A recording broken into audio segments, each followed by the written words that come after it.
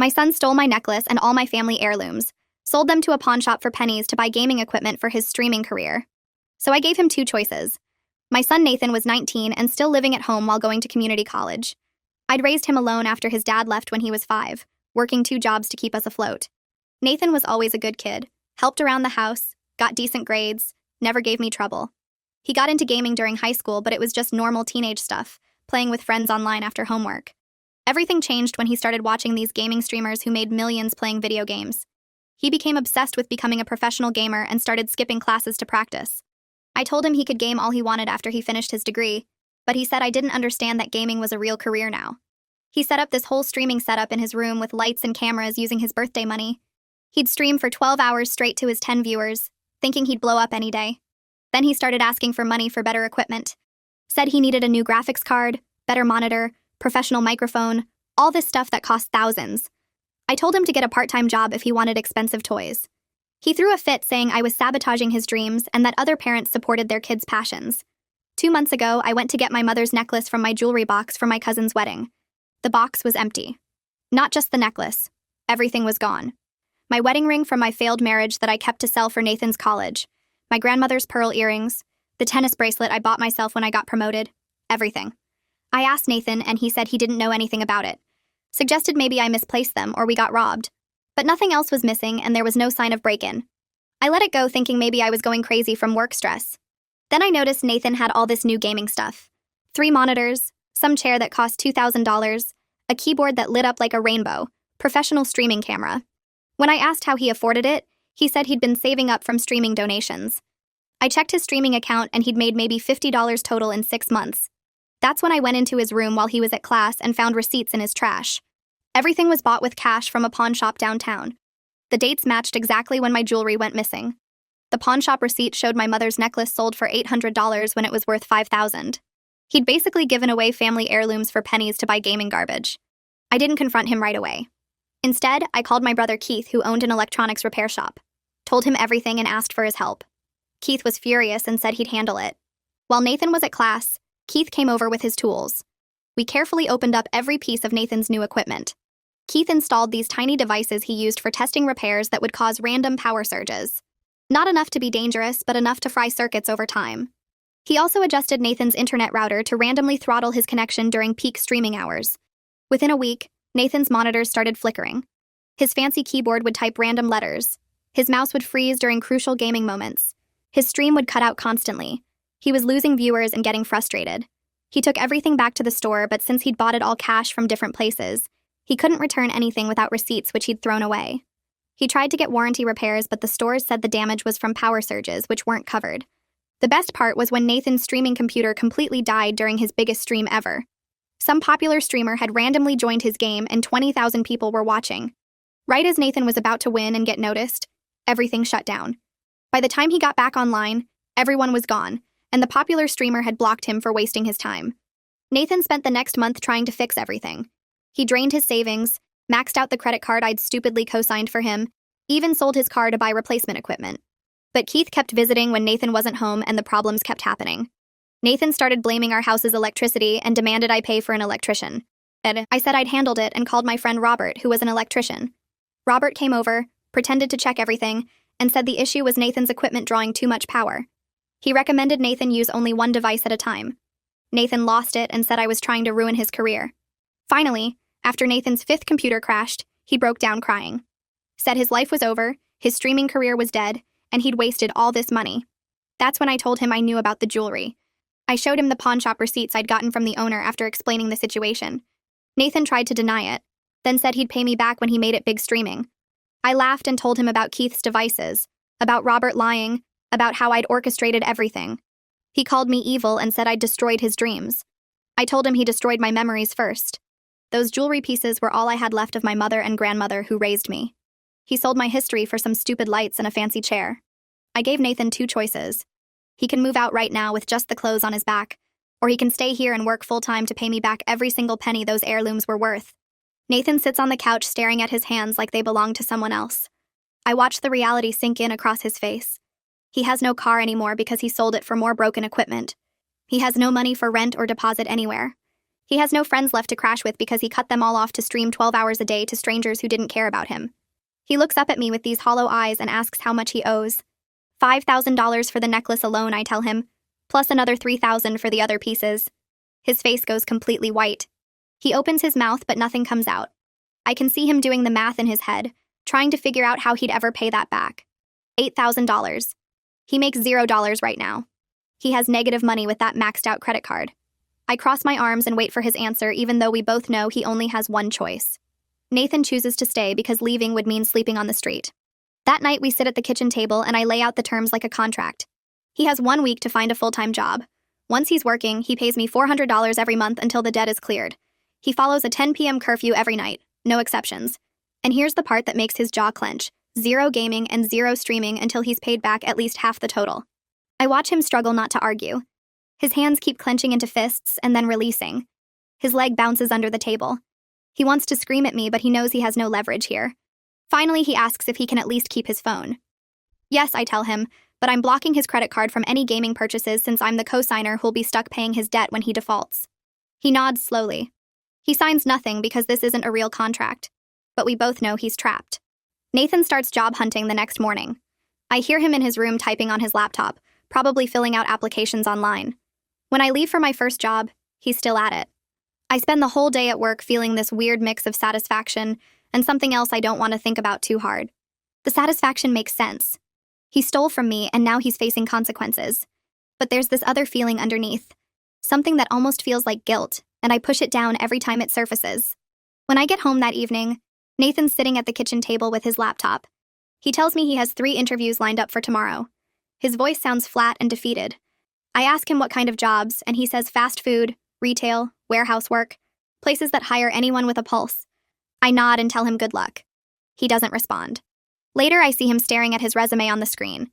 6 months of failed streaming, declining grades at community college, no real work experience.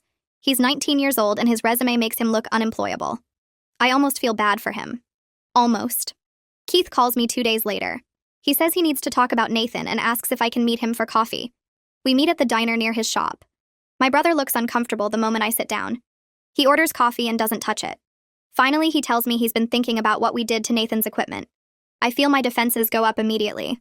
Keith says the kid deserved consequences, sure, but maybe we went too far. Especially that big streaming moment with 20,000 people watching. That could have actually led somewhere, Keith says.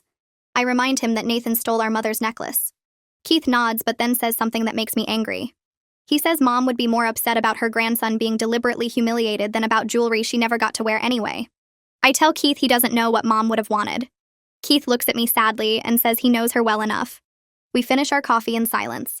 When I leave, Keith's words keep playing in my head, and I hate it. Nathan gets hired at a warehouse distribution center. $13 an hour, 40 hours a week, starting immediately. He comes home after his first shift looking like he got hit by a truck. He collapses on the couch without even making it to his room. His clothes are soaked with sweat. His hands have blisters forming. I do the math in my head while he sits there breathing hard. After taxes, he'll make about $450 a week. With his $400 monthly payment to me, plus his credit card minimum payment of $150, he'll have almost nothing left. I mention he should probably budget for gas and food. Nathan laughs this bitter, broken sound. He sold his car, remember? He's been taking the bus 2 hours each way. 4 hours of commuting every day. I look at him slumped on the couch and feel that uncomfortable feeling again. I ignore it and go to my room. 2 weeks into Nathan's warehouse job, Caroline calls me about her wedding. She's excited, talking about flowers and the venue and the guest list. Then she casually asks about my mother's necklace. She was looking forward to seeing me wear it, she says. I have to tell her what happened. The whole story comes out. Nathan stealing everything, selling it to the pawn shop, using the money for gaming equipment. Caroline gets quiet. When she finally speaks, her voice is different. She says she remembers Nathan being such a thoughtful kid when he was younger. She asks if I've considered that maybe Nathan was struggling with something deeper than gaming obsession. Maybe depression. Maybe feeling lost after his dad abandoned him and started a whole new family. I brush off her concern. I tell her Nathan made his choices and now he's dealing with the consequences. But after we hang up, her words stick with me.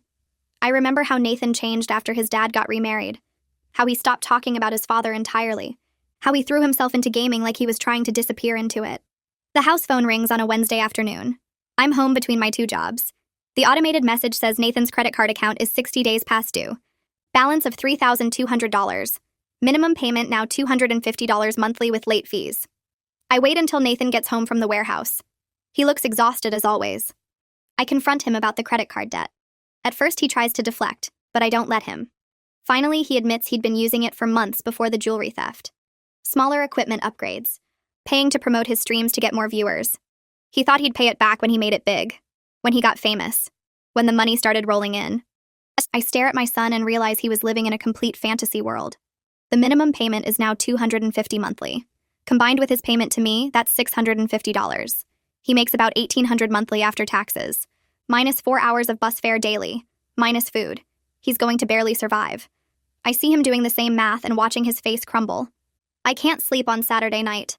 Around 3 a.m., I get up for water and find Nathan awake in the dark living room. He's sitting on the couch staring at his phone screen. The blue light makes his face look ghostly. I ask what he's doing. He doesn't answer at first. Then he turns his phone toward me. It's his old streaming channel. Messages from his regular viewers. The few people who actually watched him consistently. One message says, "Hope you're okay, man. You just disappeared." Another says, "Miss your streams? You were getting really good." Nathan's voice cracks when he tells me he had to post that he was taking an indefinite break. I see tears on his face. This is the first time since I revealed the sabotage that I've seen him actually cry instead of just being angry. He's not crying about the debt or the job or the consequences. He's crying about the people who cared enough to ask where he went. I don't know what to say, so I don't say anything. I go back to bed and lie awake until morning. Keith shows up at the house 3 weeks after Nathan started working. He doesn't call first, just appears at the door. He says he needs to talk to both of us. Nathan's home because it's his day off. Keith sits Nathan down on the couch. I stand in the doorway. Keith tells Nathan that he's the one who sabotaged all the equipment. That I asked him to do it as revenge for the jewelry theft. That he installed devices to cause power surges and throttled the internet connection. Nathan looks between us with this expression I've never seen before. Complete betrayal. He asks Keith why he'd do that. Nathan always looked up to Keith. Keith was the cool uncle who understood technology and didn't judge him for gaming. Keith says he thought he was helping his sister teach a lesson. But watching Nathan's face right now, Keith's not sure the lesson was worth the method we used. Nathan stands up and walks to his room without a word. The door closes quietly. Somehow that's worse than if he'd slammed it. Nathan stops talking to me except when absolutely necessary. He tells me when he's paid me for the month. He asks if I need anything from the store. That's it. The silence in the house becomes this heavy, oppressive thing. I can't stand it, but I don't know how to fix it. One day while Nathan's at work, I go into his room to put away his laundry. I'm putting clothes in his dresser when I see a notebook corner sticking out from under his mattress. I pull it out. Inside are detailed budget calculations. Pages of them. Nathan had been planning to pay me back once his streaming took off.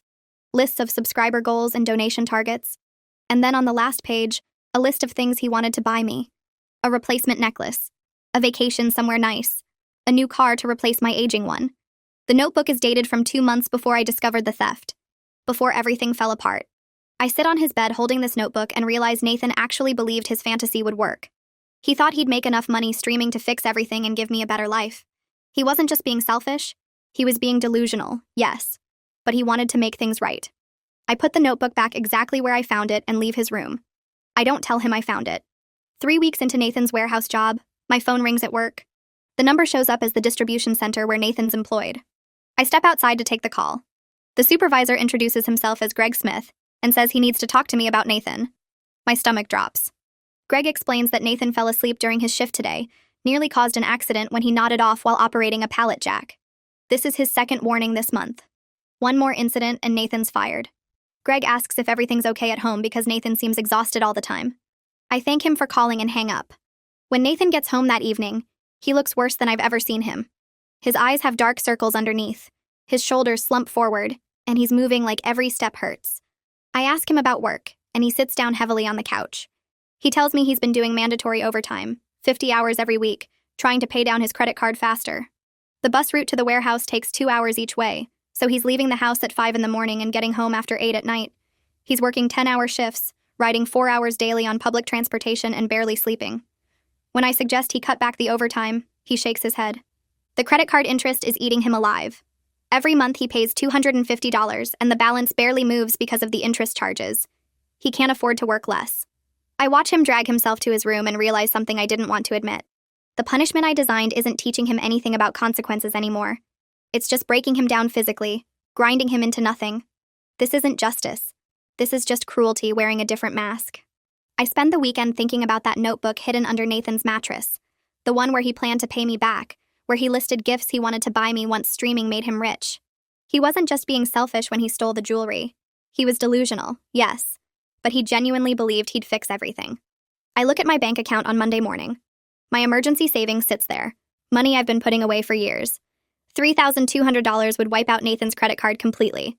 It would also wipe out most of my safety net. I stare at the number for a long time. Then I call the credit card company. The representative asks for the account number and I give her Nathan's information. I verify my identity as the cosigner. I tell her I want to pay off the entire balance.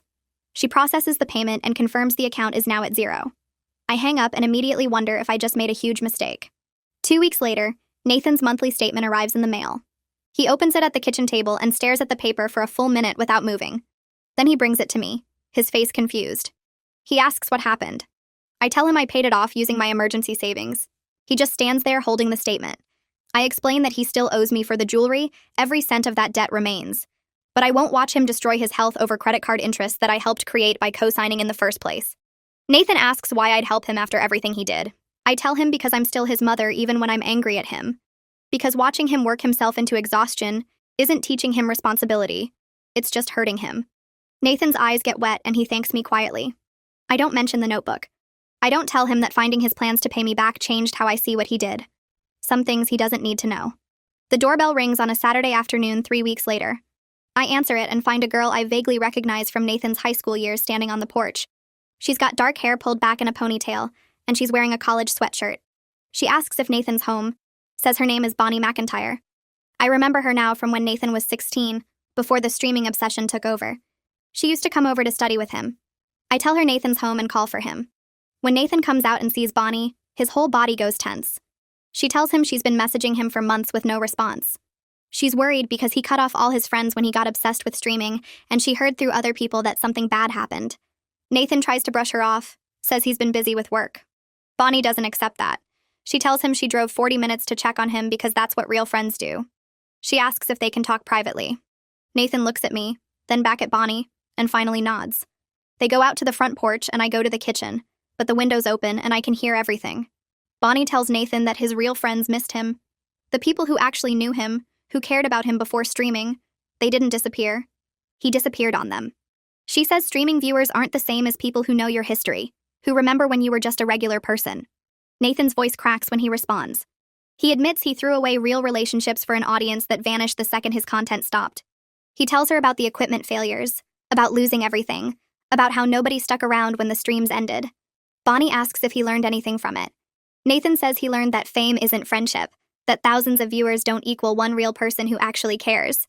I hear Bonnie suggest they grab coffee sometime, try to rebuild what they had before. Nathan agrees, and they exchange numbers again. When Bonnie leaves and Nathan comes back inside, he looks lighter somehow. My phone rings 2 days later while I'm at work. The caller ID shows the pawn shop downtown. I answer, and Mark Buchanan identifies himself as the owner. He says he has unexpected news about my mother's necklace. Someone came into his shop yesterday asking about estate jewelry from that specific era. They're a collector, apparently, and they noticed my mother's necklace in his display case. The collector is willing to pay $3,000 for it. Mark says he wanted to call me first before selling it to this collector. He'll give me the chance to buy it back for the original $800 he paid Nathan plus his standard markup of $200. $1,000 total. I'm shocked he'd even offer this. Most pawn shop owners wouldn't bother. Mark says he felt bad about the situation when I explained it months ago, how Nathan stole family heirlooms. He figured I might want the chance to get it back. I tell him yes, absolutely yes, and ask when I can come by. He says the shop's open until 7 tonight. I thank him repeatedly and hang up. That evening when Nathan gets home from work, I tell him about Mark's call. For the first time in weeks, I see actual hope in Nathan's face. He asks if we could try to get the necklace back together. I tell him the total cost is $1,000. Nathan immediately says he'll pay half. I'm surprised because that's almost everything he's managed to save after paying me his monthly amount and covering his expenses. He says the necklace matters more than his savings. We agree to go to the pawn shop the next day after Nathan gets off work. The pawn shop is located in a strip mall between a check cashing place and a nail salon. Nathan and I walk in together, and Mark Buchanan greets us from behind the counter. He's an older man with gray hair and reading glasses hanging on a chain around his neck. He tells us he's glad we came and reaches under the counter. When he brings out the necklace, I stop breathing for a second. It looks exactly like I remember. The delicate gold chain, the small diamond pendant that my father gave my mother on their 20th anniversary. Mark sets it on the counter between us. The price is $1,000 with his markup included. Nathan pulls out his wallet and counts out $500 in cash. It's money he's been saving from his paychecks. $20 here, $50 there. I add my $500 and Mark counts the bills carefully. He puts the necklace in a small velvet pouch and hands it to me. Nathan speaks quietly, telling me he's sorry for selling it in the first place. I take the necklace out of the pouch and put it on right there in the shop. The weight of it around my neck feels right. Mark watches us and then tells Nathan something I wasn't expecting. He says taking responsibility like this, paying to fix his mistake, is worth more than any streaming career ever could be. Nathan nods and we leave the shop together. The necklace sits against my chest where it belongs, and something shifts between Nathan and me. Not forgiveness exactly, but maybe the beginning of understanding. That evening after dinner, Nathan and I sit at the kitchen table together. It's the first real conversation we've had since I revealed the sabotage. Nathan starts talking without me prompting him. He tells me he understands now that the streaming dream was an escape. After his dad remarried and started a new family, after years of watching his father build a life that didn't include him, Nathan felt worthless. Streaming offered a fantasy where he could matter, where thousands of people would value him. I listen, and then admit my own truth. Watching him throw away his future for gaming made me feel like I'd failed as a parent. Like I couldn't compete with internet fantasies, like everything I sacrificed raising him alone meant nothing. Nathan's voice breaks when he says he never meant to hurt me. He genuinely thought he'd make enough money streaming to pay me back and prove he wasn't worthless. He thought he'd buy me a better life and show his dad that he amounted to something without him. We're both crying now at the kitchen table. I tell Nathan he was never worthless to me, not even when I was furious about the theft. He was my son who I raised and loved, and no streaming career or lack of one changes that. Nathan reaches across the table and squeezes my hand. We sit there for a while just crying together, finally saying the things we should have said months ago. After we both calm down, I tell Nathan everything about the sabotage. How Keith installed the devices in his equipment. How Robert lied about the electrical problems. How I planned every equipment failure to happen at the worst possible moments. I describe orchestrating his biggest streaming failure when 20,000 people were watching. Nathan listens without interrupting. When I finish, he asks me a question I wasn't ready for. He asks if I feel better now that I got my revenge. I have to sit with that question for a minute. Then I admit the truth. No, I don't feel better. Watching him suffer didn't actually heal my hurt over losing my mother's things. The revenge felt good in the moment, but it didn't fix anything. Nathan says he deserved consequences for stealing from me. But the sabotage felt like I wanted to destroy him completely, not teach him a lesson. He says it felt like I wanted to break him down until there was nothing left. I realize he's right. The revenge wasn't about teaching him responsibility. It was about making him hurt as much as I hurt. We agree that we both handled things badly. Him with the theft, me with the revenge. Now we need to figure out how to move forward without causing more hurt. Nathan suggests we need new terms. A better arrangement than the one I forced on him when he had no choice. Nathan proposes something I didn't expect. He'll continue paying me back for the jewelry, but at a reduced rate of $200 monthly instead of $400. That way he can also save money for his own future and rebuild his life. In exchange, he wants to return to community college part-time and focus on his classes instead of streaming. He'll keep working at the warehouse but drop to 40 hours instead of 50 with overtime. I consider his proposal. It makes sense and it's more sustainable than grinding him into exhaustion. But I add one condition before agreeing. He has to see the college counselor about career planning and figuring out what he actually wants to do with his life beyond gaming. Nathan asks for the counselor's name, and I tell him to ask for Alexander Powell when he goes back to register for classes. Nathan agrees to my condition. We shake hands across the kitchen table on the new terms. The house feels different after that conversation. Less like a war zone where two enemies live, and more like a home where two hurt people are trying to heal together. Nathan goes to his room, and I sit at the table for a while longer. The necklace is still around my neck, and I touch it with my fingers. My mother would probably be disappointed in how I handled things with Nathan. But maybe she'd be proud that we're trying to fix it now. Nathan registers for classes the following week and makes an appointment with Alexander Powell, the college counselor. He starts meeting with Alexander every week on Thursday afternoons. After his first session, Nathan comes home looking different. Lighter somehow, like someone lifted weight off his shoulders. He tells me that Alexander asked him what he'd want to do if streaming wasn't an option, and Nathan realized he'd never actually thought about alternatives. He'd been so focused on gaming as his only path that he never considered other options. Alexander helped him identify that he's actually interested in technology and digital media, but he was approaching it through streaming instead of education. The counselor suggested Nathan consider studying computer science or digital marketing, fields where his gaming knowledge could be relevant but with actual career prospects. Nathan seems excited about these possibilities in a way that's different from his streaming obsession. This excitement is grounded in reality instead of fantasy. He enrolls in 2 classes for the next semester starting in January. Introduction to Computer Science and Business Communications. He shows me the course descriptions and talks about what he'll learn. I haven't seen him this genuinely interested in education since before the streaming took over his life. 3 months pass.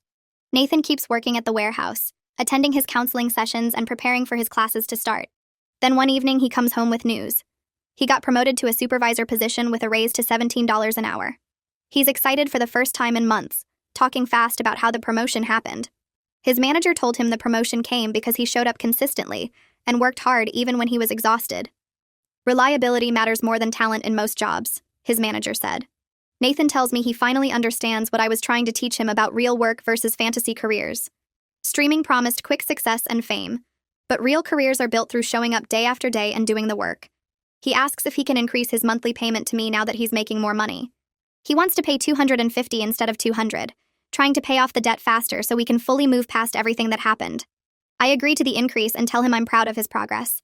Nathan smiles, and says he's starting to be proud of himself too. Caroline's wedding was 3 weeks away when the invitation arrived in our mailbox, thick cream paper with gold edges that reminded me of my mother's fancy stationery. I held the necklace up to the light in my bedroom, watching it catch the afternoon sun through the window, and decided I'd wear it to the wedding. Nathan knocked on my door that evening while I was getting ready for my second job and asked if I was really going to wear it. I told him yes, that I wanted our family to see it, and he nodded slowly before saying he'd come with me if that was okay. The wedding was at a hotel downtown with white flowers everywhere, and relatives I hadn't seen in years crowding the lobby before the ceremony. I wore a simple navy dress with the necklace, and within minutes of arriving, 3 different aunts came up to compliment it. My Aunt Susan touched it gently and said it looked exactly like she remembered from when my mother wore it to family gatherings. Nathan stood next to me in his one good suit that we'd bought at a thrift store, and when people asked him about school and work, he didn't make excuses or lie. He told my cousin Rachel that he'd made some bad choices, hurt me, but was trying to fix things now. Rachel looked surprised but squeezed his hand and said, "Everyone makes mistakes when they're young." During the reception, Caroline found me at our table and pulled me aside to the hallway near the bathrooms. She looked beautiful in her wedding dress, happy in a way that made her face glow, and she said she could see something different in both Nathan and me. "The pain changed you," she said, "made you both face things you'd been avoiding." I started to respond, but she kept talking, saying that my mother would be proud of how we were handling this situation.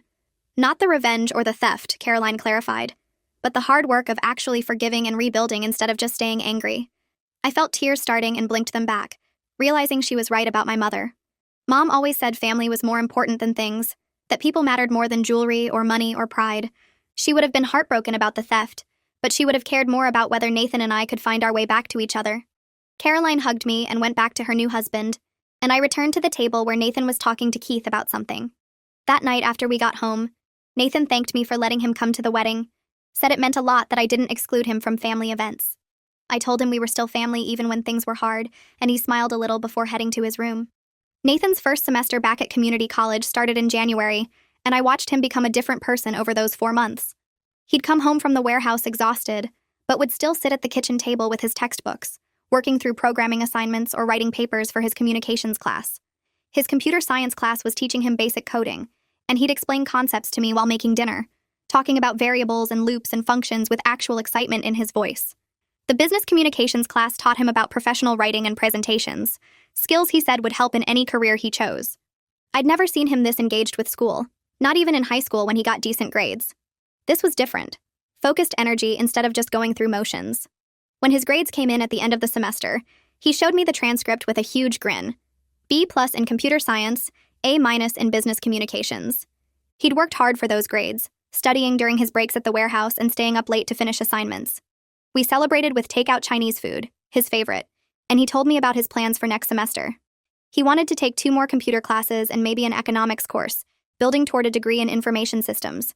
Nathan showed me websites for 4-year universities he was researching, places that had good technology programs and offered scholarships for transfer students. He'd printed out scholarship applications and was highlighting requirements, actually planning for a real future, instead of fantasizing about gaming fame. I watched him research schools on his laptop at the kitchen table one evening, making notes about deadlines and requirements, and felt something shift in my chest. This was the kid I'd raised, the one who used to plan things carefully and work toward actual goals. Streaming had taken him away from that person, made him chase impossible dreams, but now he was coming back. When I told him I was proud of his progress and how hard he'd been working, Nathan looked up from his laptop with wet eyes. He said he was grateful I didn't give up on him even when he gave up on himself, that he knew he'd been impossible to deal with during his streaming obsession. I hugged him across the table, awkward with the laptop between us, and told him I never stopped believing he could turn things around. He just needed to want it for himself instead of chasing what other people said success should look like. Keith came over for dinner on a Saturday evening 6 months after everything had blown up with the jewelry and the sabotage. I made pot roast with potatoes and carrots, Keith's favorite meal from when we were kids, and the three of us sat around our small dining table like we used to years ago. Nathan was quiet at first, pushing food around his plate, but then he looked at Keith and said, "Thank you." Keith put down his fork and asked what for, and Nathan said for being honest about the sabotage even though it was hard to hear. Knowing the truth hurt, Nathan explained, but it helped him understand the real impact of what he'd done when he stole the jewelry. If Keith had kept lying, Nathan said, he might have spent years thinking he was just unlucky with equipment instead of facing what he'd caused. Keith looked uncomfortable and apologized again for his role in the revenge, said he should have talked me out of it instead of helping. We all agreed that we'd handled the situation badly, that the theft was wrong, but the sabotage was wrong too. But we're family, I said, and families survive mistakes if they're willing to do the work of fixing things. Nathan actually laughed and said at least he learned expensive lessons about the difference between dreams and delusions. Keith smiled and offered to teach Nathan some basic electronics repair skills that could help with his technology career path. Nathan's face lit up at the idea, asking when they could start, and Keith said they could use his shop on weekends. I watched them make plans, my brother and my son talking about circuits and components, and felt grateful that Keith had stayed involved even after everything got messy. After dinner, Keith helped me wash dishes while Nathan cleared the table, and my brother said quietly that Nathan seemed like a completely different person than 6 months ago. I told him that hard lessons stick better than easy ones, even when the teaching methods are questionable. A year after Nathan stole the jewelry, I woke up on a Tuesday morning and realized we'd settled into something that felt almost normal. Nathan was already awake, getting ready for his early shift at the warehouse where he'd been promoted twice now. He worked 40 hours there and took 3 classes each semester, a schedule that kept him busy but not destroyed like before. He'd paid back $3,000 of the $5,000 he owed me, making his monthly payments without fail even when money was tight. I got up and made coffee, and Nathan joined me in the kitchen before heading out. We talked about his paper for his digital marketing class that was due next week, and he showed me his outline on his phone. The necklace sat in my jewelry box upstairs, but I wore it often now, sometimes just around the house when I wanted to feel close to my mother. Each time I put it on, I thought about how Nathan and I had survived our worst conflict, how we'd both been willing to face the ugly truth instead of running away. We weren't perfect, not even close. There was still tension sometimes when Nathan got frustrated with school or work, and he still resented what I'd done with the sabotage, even though he understood why I was hurt. But most nights we ate dinner together at the kitchen table, talking about his classes and my work and normal everyday things. We were building something real instead of living in fantasies about streaming fame or perfect revenge. Nathan told me last week that he was grateful the streaming career failed because it forced him to grow up, to face reality instead of hiding in games. I told him I was grateful he stayed and fought to make things right instead of running away like his father did when things got hard. We're okay now, not despite what happened, but because we both chose to face it honestly and do the hard work of rebuilding trust one day at a time.